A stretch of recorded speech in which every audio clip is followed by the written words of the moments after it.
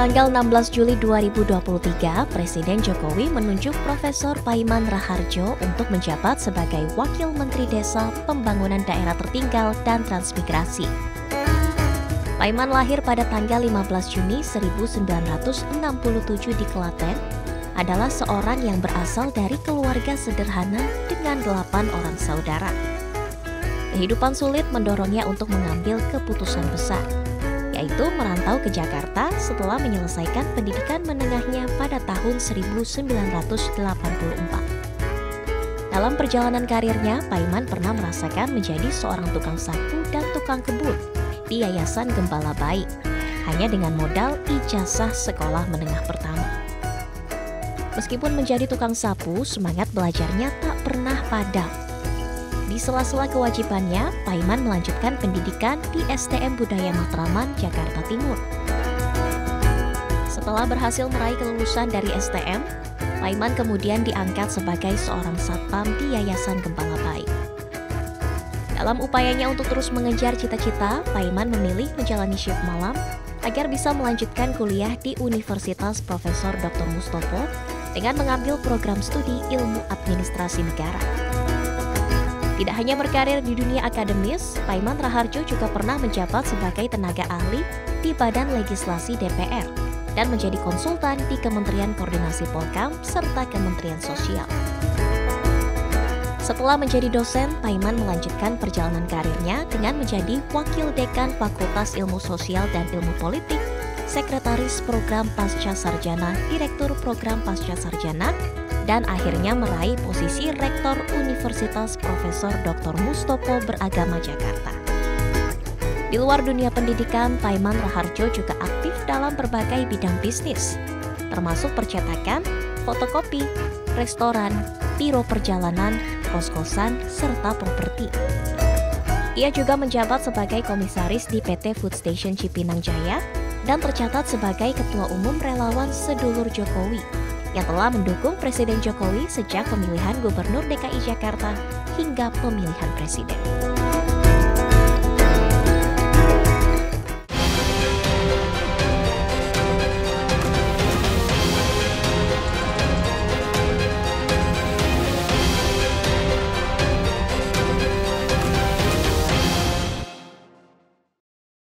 Halo, selamat malam pemirsa. Senang sekali saya Samuel Purba kembali menemui Anda dalam One on One. Pemirsa, Kementerian Desa, Pembangunan Daerah Tertinggal, dan Transmigrasi saat ini memiliki sosok baru yang memiliki tugas untuk membantu Pak Menteri dengan alokasi dana sebesar 70 triliun rupiah di 2023. Bagaimana memastikan 70 triliun tersebut tepat sasaran? Saya akan membahasnya langsung bersama Wamendes PDTT yang baru, Profesor Paiman Raharjo. Selamat malam Pak, senang sekali menerima kami hadir di sini. Bagaimana Pak? Ini selamat dulu, sudah sebulan ya Pak? Terima kasih, sebulan lebih dikit. Sebulan lebih dikit. Ini setelah masuk Pak ke dalam menjadi wamen membantu Pak Abdul Halim, apa yang Bapak temui di Kementerian Pedesaan sendiri? Ya, saya kira sesuai dengan visi Kementerian Desa, Pembangunan Daerah Tertinggal dan Transmigrasi, mewujudkan Indonesia berdaulat, mandiri, dan berkeberdian yang berlandaskan gotong royong. Nah, tentunya permasalahan yang dihadapi di desa-desa ini adalah bagaimana pemanfaatan dana desa ini yang belum maksimal, karena kepala-kepala desa di seluruh Indonesia ini ada beda persepsi di dalam penggunaan uang lingkup dana desa. Nah, ada yang fokus kepada ketahanan pangan, ada fokus juga kepada untuk bantuan-bantuan, kemudian ada fokus juga pembangunan sarana prasarana. Nah, sehingga kita lihat bahwa pemanfaatan dana desa itu masih belum maksimal, karena memang juga ada anggapan kepala desa bagian dari 3% itu menjadi miliknya kepala desa, padahal 3% itu ya di samping untuk operasional juga untuk biaya rapat-rapat, biaya komunikasi dan sebagainya. Oke, ini berarti 3% ini maksudnya mereka beranggapan bahwa ini jadi uang pribadi mereka, Ya, itu yang salah? Iya, salah ya. Oke, seharusnya seperti apa Pak? Maksudnya bagaimana Bapak mencoba untuk mensosialisasikan hal tersebut kepada para perangkat-perangkat desa? Ya, saya kira perangkat desa ataupun kepala desa itu harus memahami ruang lingkup alokasi penggunaan dana desa. Oke. Nah, dana desa itu ada untuk ketahanan pangan sampai 10-20%. Kemudian juga untuk penanganan masalah stunting. Kemudian juga untuk masalah kerawanan-kerawanan sosial. Kemudian juga untuk pembangunan infrastruktur dan juga alokasi 3% untuk uang operasional. Nah, operasional itu bukan berarti miliknya kepala desa, tetapi 3% itu juga digunakan untuk biaya-biaya komunikasi, koordinasi gitu. Nah, jadi saya kira kepala desa harus merujuk kepada ketentuan Undang-Undang Nomor 6 Tahun 2014 dan juga Peraturan Menteri Desa, Pembangunan Daerah Tertinggal dan juga transmigrasi. Di situ sudah jelas. Oke, Pak, ini Kemendes PDTT ini mengadakan pendamping desa. Nah, ini apa yang membedakan atau maksudnya kenapa harus ada pendamping desa? Apakah yang ingin saya tanya itu mereka ini apakah ASN atau seperti apa? Bagaimana sih prosesnya, Pak? Ya, jadi pendamping desa ini memang diperlukan dan satu desa itu minimal satu pendamping desa minimal ya, artinya bisa lebih ya. Nah, pendamping desa ini juga memang bertugas untuk mengkoordinasikan pendampingan di tingkat kecamatan. Nah, di samping itu juga pendamping itu melakukan sebuah pelaporan. Nah, pelaporan atas kegiatan-kegiatan, program-program yang dilakukan oleh desa. Nah, ini jadi pendamping ini di samping juga sebagai pendampingan, dia juga mengarahkan bagaimana perencanaan, penyusunan, alokasi anggaran digunakan untuk apa. Nah, sehingga juga perlu adanya pendampingan agar kepala desa itu bisa menyusun, merencanakan rencana pembangunan desa sesuai dengan prioritas yang ada. Karena dana desa ini kan tidak bisa mencakup semua kegiatan. Jadi perlu adanya sebuah pendataan, penyusunan secara tepat atas penggunaan dana itu. Oke, berarti kayak bertugas untuk memapping ini dana-dana ini ya, kemana-kemananya. Tapi apa namanya, Pak, bagaimana memastikan bahwa pendamping desa ini bergerak atau bekerja sesuai dengan tupoksinya? Lalu kenapa tidak dipercayakan kepada aparat desa? Apakah memang ada kasus sebelumnya sehingga kita tidak bisa langsung memberikan begitu saja kepada aparat desa, mungkin takut disalahgunakan, maka kita perlu pendamping desa atau bagaimana, Pak Wan? Ya, pendamping desa ini karena berdasarkan ketentuan dan aturan. Ya, kalau perangkat desa ya nanti dikhawatirkan mungkin tumpang tindih. Nah, tumpang tindih. Oleh karena itu pendamping desa ini ya diatur di dalam ketentuan sendiri yang memang bertugas mendampingi terhadap pembangunan di desa, termasuk juga di dalam perencanaan, penyusunan, beralokasian dana desa. Nah, jadi memang sesuai ketentuan memang pendamping desa ini diatur oleh ketentuan dan juga di situ diberikan sebuah honor atau kompensasi. Oke, terkait dengan di acara refreshment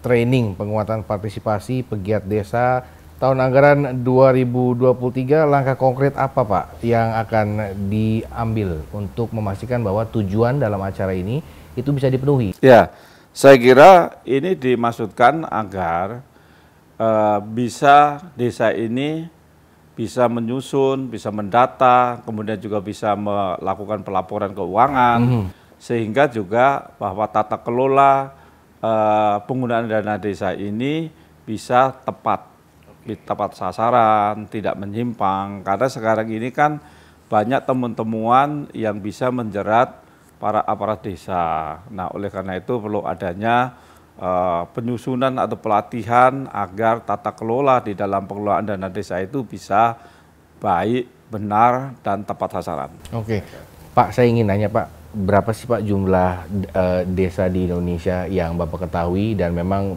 bagaimana pembagian desa-desa tersebut berdasarkan mungkin ada standarnya mungkin ya, kalau memang ini masih desa tertinggal, ini desa maju atau ini mungkin desa sudah mandiri, itu bagaimana sih Pak? Ya, secara data di Indonesia itu desa hampir 83.000. Di seluruh Indonesia? Seluruh Indonesia. Kemudian yang sudah mendapatkan dana desa itu sekitar 74.000 sekian ya, 74.000 sekian. Nah, memang ada yaitu status desa atau kriteria desa. Ada yang disebut desa mandiri, desa maju, desa berkembang, desa tertinggal, dan desa sangat tertinggal. Nah, tentunya bahwa peringkatan atau status desa ini tergantung dari kriteria desa itu. Nah, kalau contoh misalkan ya, desa mandiri. Desa mandiri artinya desa itu sudah memiliki kemampuan dari sisi pelaksanaan pembangunan, dari sisi peningkatan kesejahteraan masyarakat, dia memiliki kemampuan karena memang potensi-potensi desa itu telah digarap dan telah dilakukan pembangunan sehingga tanpa adanya sebuah subsidi dari pemerintah, dia sudah bisa memiliki kemampuan membangun, kemudian juga meningkatkan kesejahteraan masyarakat. Nah, sedangkan daerah tertinggal ya memang infrastrukturnya, baik itu jalannya, sarana pendidikan, kemudian juga jaringan internet, kemudian juga kapabilitas SDM-nya itu sangat rendah, sehingga masuk golongan daerah tertinggal. Nah, saat ini memang kita masih ada hampir 12.000 ya, 12.000 desa tertinggal yang memang masih menjadi konsen Kementerian Desa Pembangunan Daerah Tertinggal dan Transmigrasi untuk menggenjot agar naik menjadi desa berkembang. Nah, minimal desa berkembang ya. Karena bertahap kan, dari desa sangat tertinggal, berkembang, maju, mandiri. Lalu apa masalahnya Pak? Maksudnya apa tantangan dari Kemendes PDT sendiri untuk menaikkan status tersebut Pak? Ya, tantangannya karena potensi desa itu. Nah, tatkala potensi desa itu bisa dari tertinggal misalkan, kemudian dia bisa ditingkatkan menjadi berkembang karena potensi desanya yang tadinya tidak ada jalan, akses ya ada, yang tadinya jaringan listrik ataupun internet tadinya nggak ada jadi ada. Nah, statusnya bisa meningkat lah. Bisa meningkat. Oleh karena itu, untuk mengetahui desa itu naik ke kelas, itu kita punya penilaian. Jadi Kementerian Desa dan Pembangunan Daerah Tertinggal dan Transmigrasi memiliki penilaian pelaporan dari desa atau dari pemerintahan daerah bahwa desa itu sekarang sudah naik kelas misalkan dari desa tertinggal menjadi berkembang, dari berkembang menjadi maju. Nah, oleh karena itu Kementerian Desa juga memberikan juga apresiasi atau penghargaan terhadap desa mandiri, desa maju, desa berkembang. Oke, nah terkait dengan kan ini kan Kemendes PDTT, ada transmigrasi di situ. Ada nggak sih Pak desa yang memang sudah sangat tertinggal dan memang nampaknya tidak bisa ditolong gitu loh, karena mungkin lokasinya yang jauh atau mungkin memang kondisi di sana yang memang tidak ada yang bisa digarap misalkan. Apakah memang ada program atau program transmigrasi itu masih dicanangkan tidak oleh Kemendes PDTT sendiri sampai saat ini? Masih, transmigrasi tetap terus, tapi setiap tahun ada penurunan ya. Jadi memang kalau kita lihat tahun ini hanya sekitar 120 ya, 120 titik atau 120 keluarga. Nah, tapi intinya ada. Tetapi yang perlu digarisbawahi adalah bahwa dengan adanya program transmigrasi, ternyata daerah-daerah tertinggal itu sekarang menjadi daerah berkembang, bahkan menjadi daerah maju dan mandiri. Nah, kita catat katakanlah sebelumnya 26.000 sekian, sekarang tinggal 12.000. Desa tertinggal ya? Desa tertinggal. Ya. Nah, artinya kan memang di sini kan ada sebuah efek yang positif dari program transmigrasi dan pembangunan daerah tertinggal. Nah, terbukti dari sekian puluh ribu desa sekarang tinggal 12.000. Nah, ini yang memang bahwa program pembangunan daerah tertinggal dan transmigrasi salah satu wujud bagaimana kita menghilangkan ataupun mengentaskan daerah-daerah tertinggal.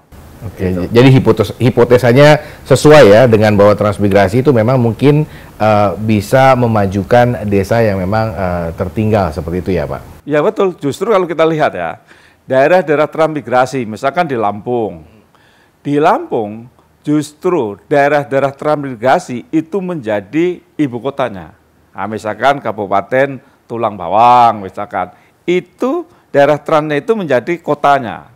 Nah, terus kemudian di daerah Jambi, ya kan, justru banyak daerah-daerah transmigrasi yang maju dan bahkan di situ lahir kepala-kepala daerah dari orang-orang trans. Nah, ini terbukti bahwa dampak dari program transmigrasi dan pembangunan daerah tertinggal ini menjadi sebuah prioritas pemerintah masa lalu yang sekarang ini menjadi sebuah hasil yang memang membanggakan.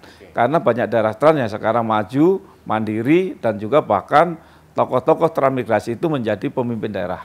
Oke, Pak, tadi kalau kita kawal ngomong ada pendamping desa, ada penggerak swadaya masyarakat, betul ya Pak? PSM. Ya. Bedanya apa Pak? Apakah tidak tumpang tindih sendiri, lalu bagaimana menjelaskan atau memastikan bahwa tupoksinya pendamping desa A, yang pendamping swadaya masyarakat ini juga berbeda gitu maksudnya. Ya, bagaimana memastikan bahwa mereka tidak tumpang tindih ketika di lapangan? Beda. Jadi kalau penggerak swadaya masyarakat atau PSM itu dari PNS. Oh, dari PNS ya. Jadi PNS ini ditugaskan ya untuk melakukan sebuah pelatihan, kemudian juga pendampingan, kemudian juga memberikan sebuah bagaimana tata kelola manajemen yang baik. Nah, kalau pendamping desa itu diambil dari masyarakat. Nah, dalam rangka tadi untuk mendampingi bagaimana penggunaan dana desa itu agar bisa efektif, agar dana desa itu dikelola dengan benar. Jadi beda. Kalau pendamping desa ini konsen kepada tata kelola dana desa, tapi kalau penggerak swadaya masyarakat itu enggak hanya tentang dana desa, bukan. Tadi bagaimana menguatkan kapabilitas sumber daya manusia, termasuk bagaimana meningkatkan keterampilan, kemudian meningkatkan sumber daya manusia, kemudian juga bagaimana tata kelola manajemen yang baik, gitu. Bagaimana juga cara tata kelola manajemen konflik dan sebagainya. Itu penggerak swadaya masyarakat. Baik, Pak, kita tahan dulu pemirsa. Kami masih akan kembali berbincang dengan Bapak Profesor. Usai jeda berikut, tetaplah bersama kami.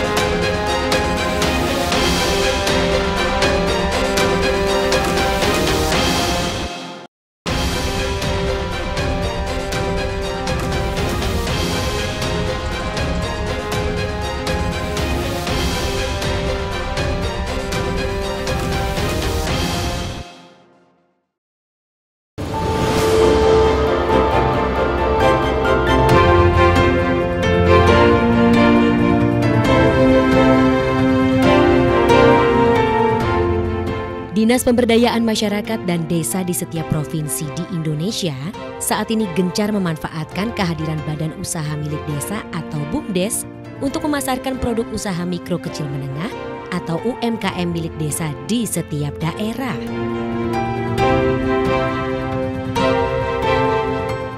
BUMDes di desa-desa diminta aktif untuk membantu meningkatkan perekonomian desa.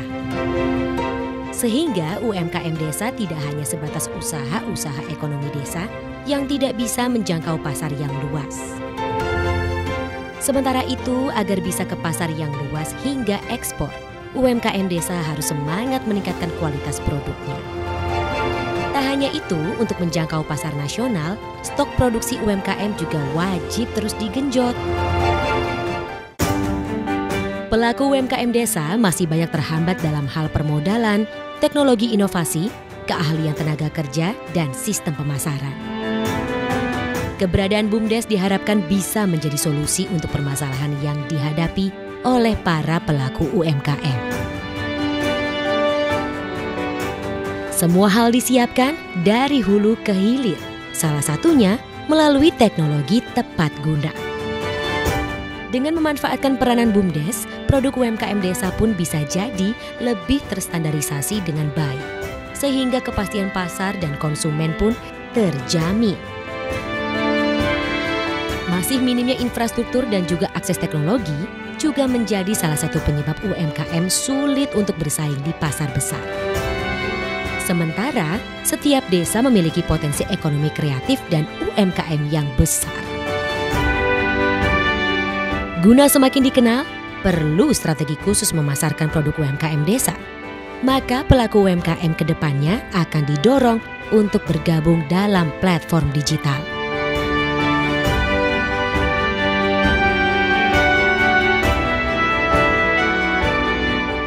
Ya, terima kasih Anda masih bersama kami di One on One dan masih bersama Wamendes PDTT Profesor Paimar Raharjo. Bapak, ini dana desa 2023 ini 70 triliun rupiah.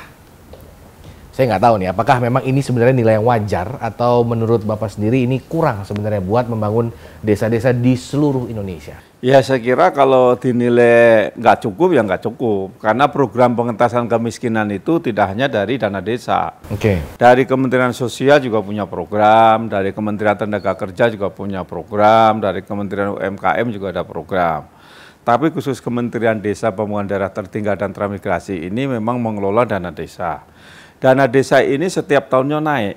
Artinya pemerintah ini memiliki sebuah konsen bagaimana membangun sebuah desa. Karena desa ini menurut nawacitanya Pak Jokowi membangun dari pinggiran. Nah, salah satunya adalah desa. Nah, kalau kita lihat dari tahun 2022 itu sekitar 68 triliun. Ya. Kemudian 2023 itu naik menjadi 70 triliun. Nah, ini rencana oleh DPR tahun 2024 ini juga mau dinaikkan menjadi 80 triliun. Yeah. Nah, artinya alokasi dana ini yang dulu hanya sekitar 600 juta, 900 juta, 1 miliar, sekarang per desa sudah rata-rata menerima 1,2 miliar. Rata-rata. Nah, artinya bahwa upaya pemerintah untuk betul-betul membangun desa ini betul-betul diwujudkan dengan memberikan alokasi dana desa setiap tahun naik. Nah, oleh karena itu bagaimana ruang lingkup di dalam penggunaan alokasi dana desa itu harus skala prioritas oleh kepala desa. Oleh karena itu kepala desa juga harus diberikan pelatihan tentang bagaimana skill, kemampuan, tata kelola perencanaan, ya, ada perencanaan pembangunan jangka menengah desa. Nah, bagaimana cara merencanakan pembangunan desa itu sesuai dengan skala prioritas. Tapi kalau semua dilakukan, ya nggak cukup. Oleh karena itu perlu ada, misalkan tahun ini dikonsentrasikan untuk ketahanan pangan.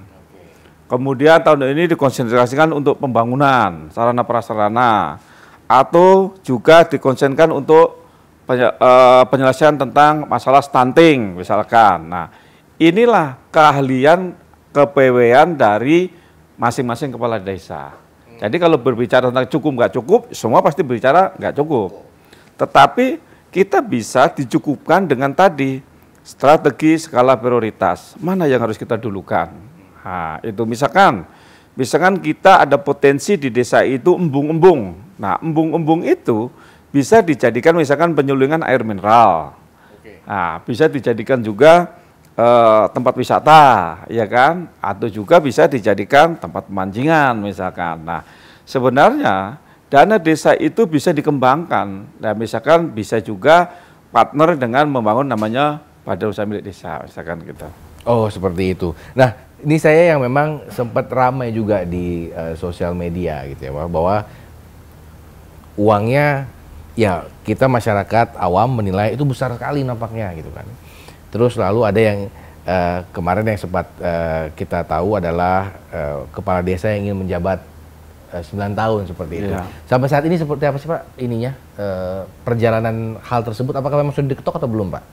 Ya, saya kira pasti dalam proses ya. Tetapi sebenarnya wacana kepala desa jabatannya menjadi 9 tahun itu sebenarnya agar pembangunan yang dilakukan di desa itu bisa berkesinambungan.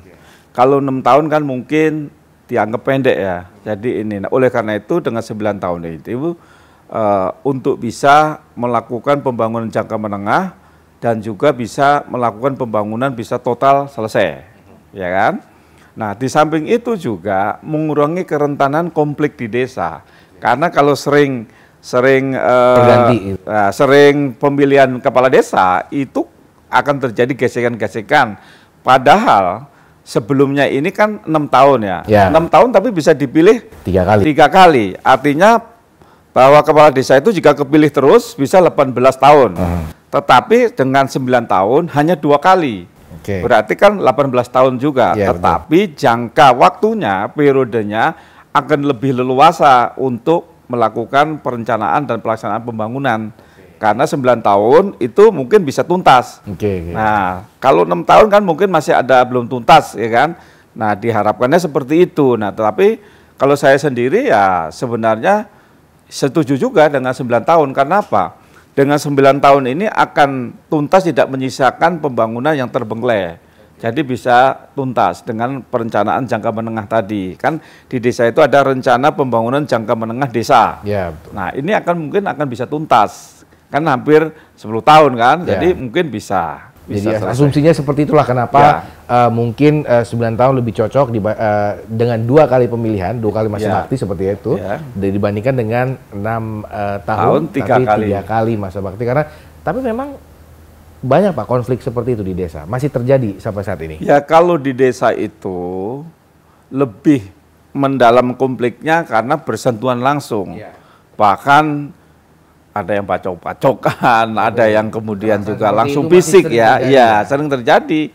Bahkan daerah tertentu itu main santet-santetan istilahnya kan, walaupun dunia modern itu kita nggak boleh percaya lagi kan, tetapi betul. Kenyataannya masih banyak. Nah, di samping itu memang antara tokoh masyarakat dan ketua adat di situ memang punya semacam tradisi bahwa bagaimana saya yang lebih kuat. Nah, itu yang terlebih juga ketika kita berbicara terkait dengan dana tadi, kan itu kan agak sensitif mungkin ya pedesaan. Nah, bagaimana Kemendes PDTT itu berada di tengah-tengah masyarakat untuk bukan menegangkan, tapi meredakan hal-hal tersebut, Pak?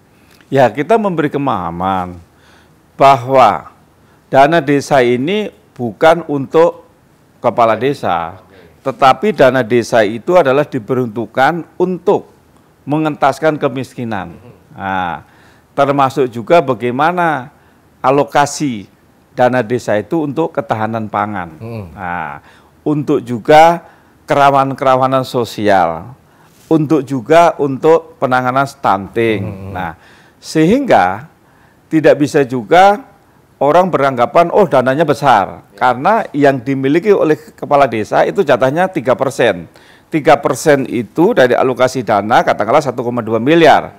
Itu bukan untuk operasional kepala desa saja, tapi uang operasional itu ya untuk biaya komunikasi, biaya koordinasi, dan sebagainya. Itu yang mau ditekankan sama Iya, tapi orang kan sekarang kan bilang, enak sekarang kepala desa, anggarannya gede, dan memang kepala desa sekarang diberikan gaji.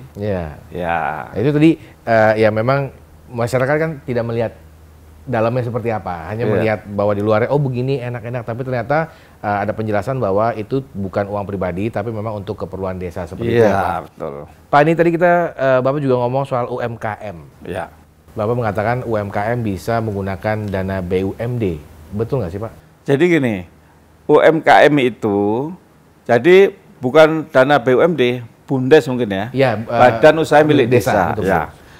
Saya terangkan sedikit, Badan Usaha Milik Desa ini suatu usaha yang dibentuk oleh pemerintah desa, yang berdasarkan landasan hukum, yaitu yang diberitakan Kementerian Hukum dan HAM. Nah, bahwa Badan Usaha Milik Desa ini bisa beranggotakan dari pemerintahan desa dan juga masyarakat setempat. Nah, Badan Usaha Milik Desa ini bisa kolaborasi dengan UMKM yang ada. Nah, artinya apa?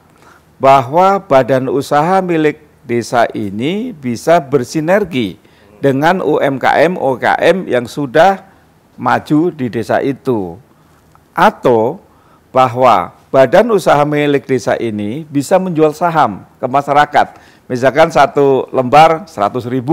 Oke. Ya kan. Nah, dengan begitu kita tidak usah pihak ketiga, tidak usah pinjaman.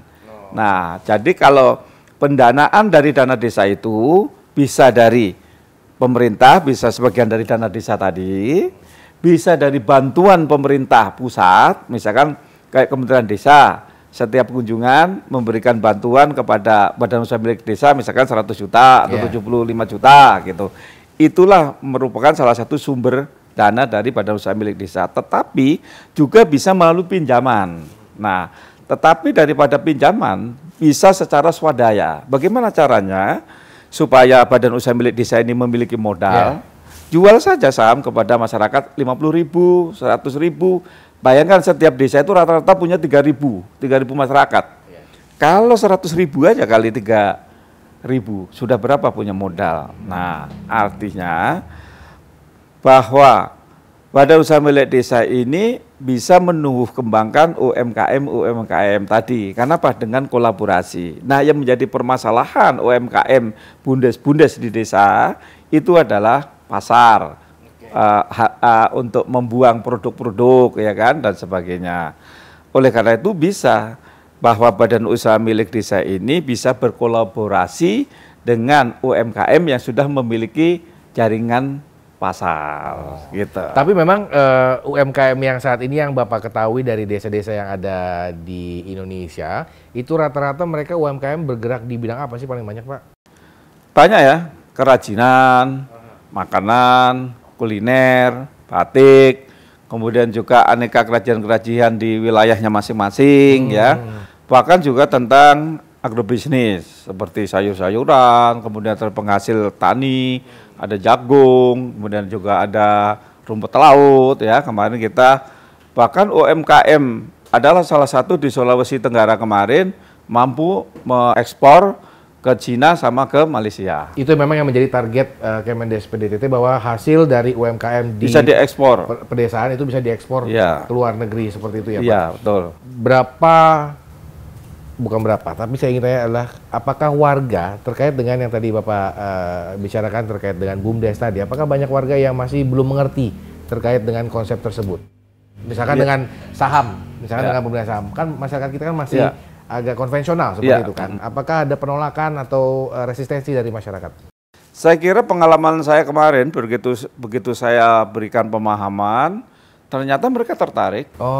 Hanya selama ini tidak semua kepala desa punya ide. Nah, bahwa keberhasilan badan usaha milik desa itu adalah kreatif, inovatif. Nah, salah satu wujud inovatif dan kreatif tadi, yuk masyarakat kita bikin badan usaha milik desa, modalnya dari kita. Nih kamu beli saham berapa? 1 lembar 50.000 misalkan.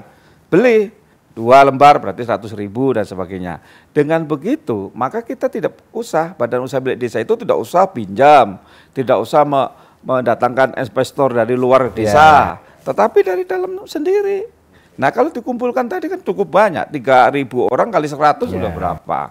Nah, saya kira dalam rangka untuk mewujudkan keberhasilan badan usaha milik desa, itu kepala desa dan juga pengelola BUMDes harus inovatif dan kreatif. Itu judulnya. Baik, yang penting 70 triliun di 2023 ini tepat sasaran seperti itu. Iya, tepat sasaran. Baik, kita tahan dulu pemirsa. Kami masih akan kembali dengan informasi terkait dengan profil Prof. Paiman Raharjo. Usai jeda berikut.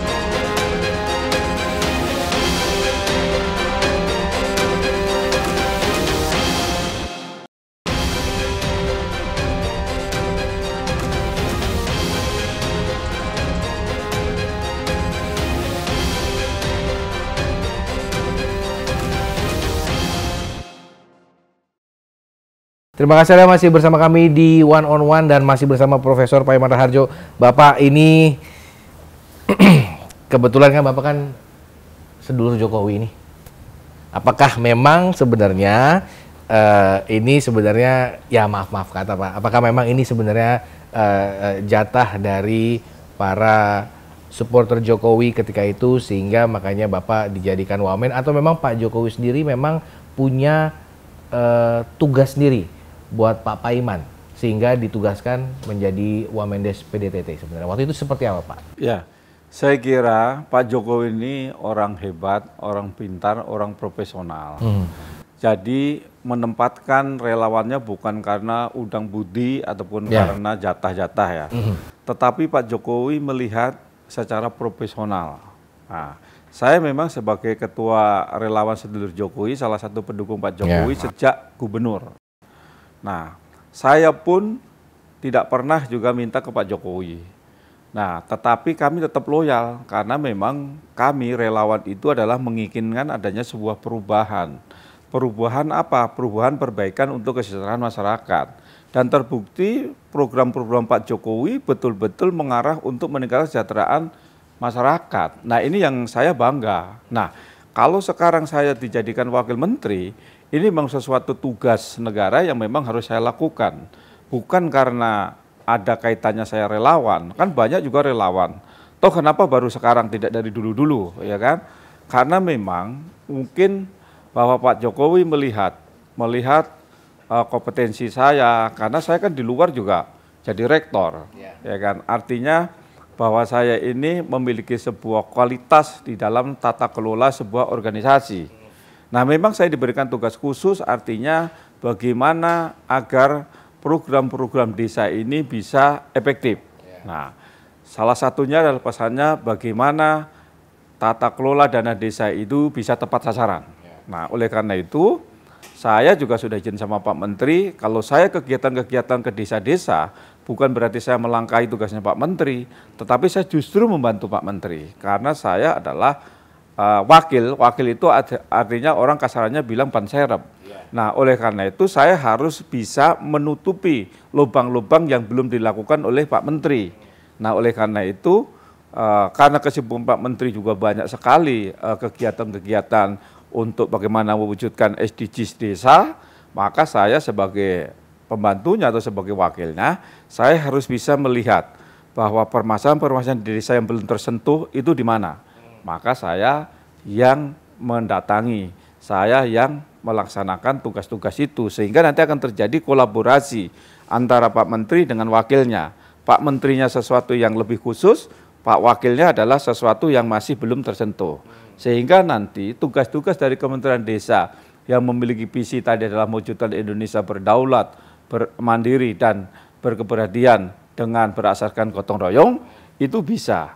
Karena salah satu program dari SDGs desa, kita kan punya 18 juta, salah satunya adalah desa tanpa kemiskinan, desa tanpa kelaparan, ya, desa sehat dan sejahtera. Nah, inilah yang kita lakukan untuk memonitoring, mengevaluasi program-program desa, sejauh mana bisa mengarah ke tercapainya SDGs desa, 18 poin tadi. Saya kira itu. Sampai saat ini dengan SDGs desa itu sudah berapa poin Pak yang memang tercapai atau memang sebenarnya ada timeline-nya Pak terkait dengan SDGs ini? Ya tentunya ada desa yang disebut desa mandiri, desa maju, ya itu sudah ada beberapa, ya kan. Nah kita ini kan sebenarnya kan secara internasional kan kita ada anggota 193 negara, itu sebenarnya 17 poin. Tapi Indonesia menambahkan 18 yaitu tentang kelembagaan. Nah, jadi memang kalau kita lihat SDGs yang ke-18 ini memang penting bahwa kelembagaan ini merupakan salah satu bagaimana tata kelola di dalam pembangunan desa ini bisa kalau ada kelembagaannya yang memang menjalankan secara profesional. Baik. Jadi tidak hanya mengelola di pusat saja ya, tapi di desa pun sudah harus diberikan informasi atau ajaran terkait dengan bagaimana mengelola dana desa dengan baik. Iya, Pak. Pak ini sebagai tokoh penggerak kewirausahaan pemuda nasional. Iya. Itu apa sih Pak? Ya, saya ini merupakan salah satu pelaku usaha. Jadi saya di samping dosen, saya juga punya usaha. Jadi saya dulu kalau saya ceritakan usahanya banyak sekali. Pernah nasi kucing witang jahe, kemudian juga warung Padang, rumah makan Padang, kemudian juga pertanian duren, ya kan, kemudian padi dan sebagainya, juga kos-kosan ataupun semacam kayak kontraktor gitu ya, sama kos-kosan. Itu masih sampai sekarang. Nah, kemudian saya juga dulu membuat sebuah program yang terkenal namanya keripik kulit pisang. Nah, itu keripik kulit pisang yang dulu kulit pisang yang nggak berguna, saya bikin dulu namanya keripik kulit pisang Pak Raharjo. Nah, mungkin sekarang masih ada kalau kita lihat di YouTube ya. Terus kemudian juga saya membangun saat saya jadi ketua LMK ke ibu-ibu, saya bikin namanya sarlon, sayuran dalam pralon. Nah, jadi pralon saya belah, kasih tanah, setiap rumah punya gantung pralon, ada sayuran sawi, ada cabai dan sebagainya. Kemudian saya juga lele ya, bikin budidaya lele dan sebagainya. Sehingga saya tahun 2022 yang lalu saya mendapatkan penghargaan dari pemerintah pusat, yaitu tokoh penggerak kewirausahaan pemuda nasional. Nah, tentunya bahwa semua orang sebenarnya memiliki peluang untuk bisa sukses. Nah, kalau saya bisa memberikan sebuah kiat-kiat kepada pemuda adalah yang pertama adalah memiliki mimpi. Nah, kita kalau mimpi itu kan tujuan ya. Kalau saya dulu ditanya, Pak Paiman mau jadi apa? Jadi presiden. Nah, saya diledeki, oh ketinggian orang miskin jadi presiden, ya namanya cita-cita kan. Nah, kemudian apa? Setelah berani mimpi, yaitu berani memulai usaha. Nah, itu memang yang susah itu Pak. Ya, tetapi kan kalau kita punya sebuah kemauan, ya kan, kita harus berani eksekusi. Kalau hanya angan, oh saya pingin ini. Tetapi kalau tidak punya greget, keberanian memulai, ya saya kira saya kira ya nggak akan mimpi itu tercapai dong. Orang nggak mau memulai. Biasanya kan takut gagal, banyak perhitungannya seperti itu. Nah, di samping itu maka perlu yang ketiga adalah kerja keras, kerja cerdas, dan juga punya tujuan yang jelas. Jangan banyak tujuan ya, namanya cita-cita kalau banyak tujuan nanti malah nggak fokus kan. Maka harus fokus. Kemudian juga percaya diri. Nah, kemudian juga pantang menyerah. Nah, pantang menyerah inilah salah satu kiat orang untuk bisa sukses. Kalau dikit-dikit putus asa gitu ya, saya kira ya sulit untuk berhasil. Maka salah satunya dulu saat saya jadi tukang sapu, saya pantang menyerah. Saya pingin bisa sukses. Itu beneran Pak, tukang sapu tuh? Ya, saya tukang sapu dari tahun 85. Nah, kemudian naik jadi satpam, terus kuliah, kemudian jadi dosen, kemudian jadi wirausaha dan sebagainya. Bahkan saya pernah mendapatkan penghargaan dari gubernur juga tentang giat di dalam wirausaha itu. Dulu saya budidaya tentang lidah buaya. Jadi lidah buaya itu ibu-ibu PKK itu saya ajarkan untuk setiap rumah punya pot yang ditanami lidah buaya. Bisa dijadikan sop buah, bisa dijadikan jelly dan sebagainya. Kemudian kiat yang lain adalah berani mengambil risiko. Nah itu tadi yang susah tuh. Nah, kita harus berani. Kalau saya, kenapa saya cepat punya uang? Jadi saya ada tanah yang nggak punya sertifikat. Saya tanya sama kepala daerah, ini kira-kira berapa lama digusur? Oh masih 30 tahun Pak. Nah, saya beli. Nah, dalam 10 tahun udah balik, ya kan? Nah, jadi kita berani risiko yang begitu-begitu, saya berani. Terus kemudian sawah, ya kan? Sawah itu ditanami nggak ini, kemudian saya keringkan, saya bikin petak-petak, ya kan, dijual, ya kan.